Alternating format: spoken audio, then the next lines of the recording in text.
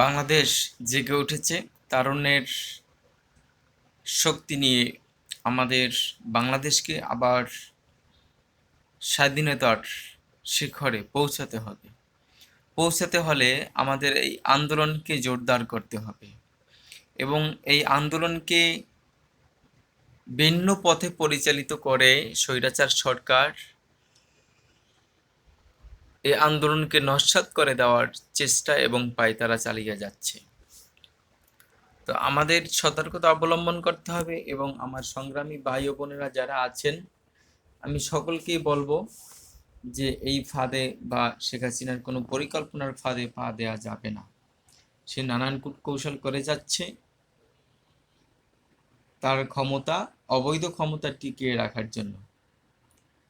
বাংলাদেশের ইতিহাসে এত খুন আর কোনো শাসন আমলে হয়নি যতটা এই খুন স্বৈরাচারী শেখ হাসিনা করেছে। তার রক্ত পিপাসা এত পরিমাণ ছিল, আর তার পরিবারের হত্যা যারা করেছিল তাদের বদলা বাংলাদেশের সন্তানদেরকে মেরে তিনি তার মনের আশা পূরণ করেছে। জানি না তার পরিবার হত্যা করেছিল তার নিজের সাথে লোকজনেরাই বা তার বাবার অপকর্মকাণ্ডের কারণে, কিন্তু তার শাস্তি হিসেবে আমার বাংলাদেশের সন্তান এবং ভাই বোনদেরকে দিতে হবে। এটা কেমন পৈশাচিক কর্মকাণ্ড! পৃথিবীর ইতিহাসে এমন জঘন্যতম ব্যক্তি আর আছে কিনা তা নিয়ে প্রশ্ন নানান মহলে চলছে। আমার সংগ্রামী ছাত্র ভাই বোনেরা, আমার প্রিয় সহযোদ্ধা ভাই বোনেরা, সকলকে বলবো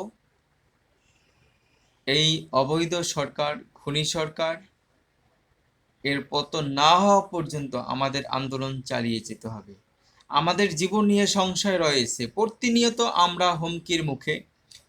পথে ঘাটে নানান জায়গায় নানান মহলে আমরা এই আওয়ামী হায়নাদারদের বা আওয়ামী বাহিনীর নির্যাতনের শিকার হচ্ছি এবং কখন কাকে শেষ করে দেওয়া হবে তারও কোনো গ্যারান্টি নেই।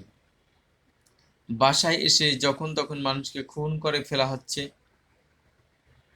বোমা মেরে ধ্বংস করে ফেলা হচ্ছে।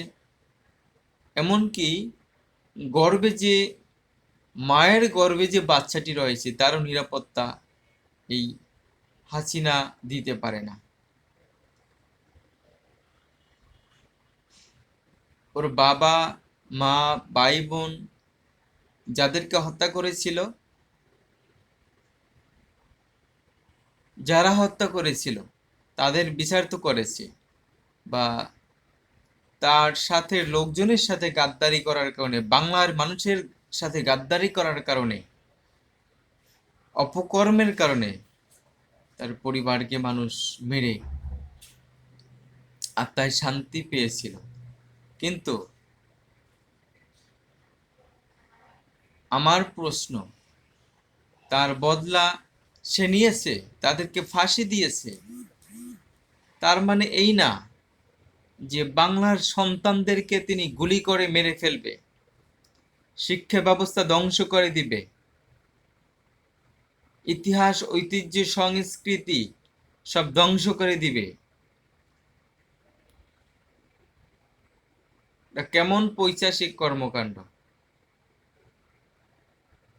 এটা ইতিহাসের পাতায় ঐতিহাসিক হয়ে থাকবে। পৃথিবীতে জঘন্যতম ব্যক্তি এই শেখ হাসিনা।